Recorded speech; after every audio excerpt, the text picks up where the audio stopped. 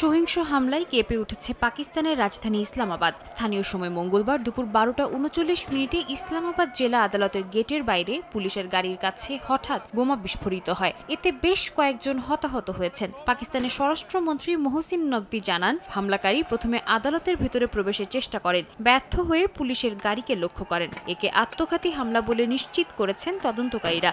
ঘটনাস্থল থেকে সন্দেহভাজনের মাথা উদ্ধার করেছেন ফরেনসিক বিশেষজ্ঞরা।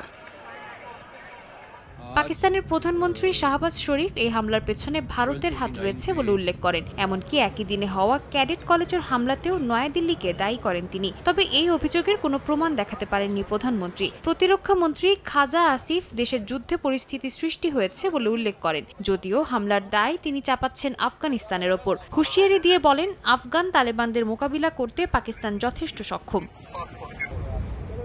পাকিস্তানের প্রেসিডেন্ট এবং প্রধানমন্ত্রী এই হামলার কঠোর নিন্দা জানান। রাষ্ট্রীয় তৎপরতা ও নিরাপত্তা ব্যবস্থা আরও জোরদার করা হবে বলে জানান তারা। এ ঘটনার কয়েক ঘন্টা আগে পাকিস্তানের ওয়াজিরিস্তানে একটি ক্যাডেট কলেজে সন্ত্রাসী হামলা চালিয়ে ছাত্রদের জিম্মি করার চেষ্টা চালানো হয়। তবে নিরাপত্তা বাহিনীর তৎপরতায় ব্যর্থ হয় হামলাকারীরা।